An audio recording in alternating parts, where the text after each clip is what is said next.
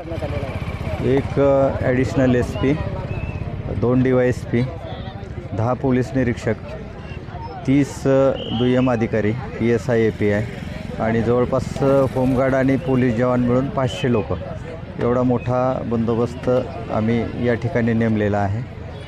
प्रामुख्यानं 2 भागामध्ये बंदोबस्त आहे. एक कथेच्या ठिकाणचा बंदोबस्त आहे आणि दुसरा कथास्थळापासून जाणारं जे ट्रॅफिक आहे किंवा येणारं ट्रॅफिक आहे त्याचा रोड बंदोबस्त, असं 2 भागामध्ये बंदोबस्ताची विभागणी केलेली आहे. सर, वाहतुकी संदर्भात आपलं नियोजन कशा पद्धतीने करण्यात आलेलं आहे? जेवढे काही उपलब्ध मार्ग आहेत त्या सर्व उपलब्ध मार्गाचा वापर केलेला आहे. त्यातले काही मार्ग आम्ही मोठ्या बसेससाठी राखीव ठेवलेले आहेत. काही मार्ग 4 चाकी वाहनासाठी आम्ही राखून ठेवलेले आहेत. ज्या ठिकाणी शक्य आहे त्या ठिकाणी एकेरी वाहतूक करण्याचा प्रयत्न केलेला आहे.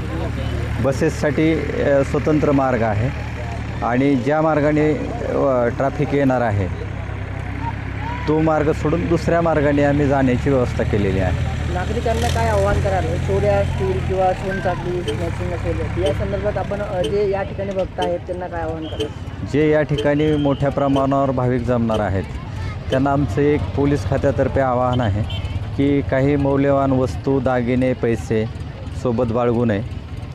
या ठिकाणी खूप मोठ्या प्रमाणात लोक जमणार आहेत, गर्दी होणार आहे.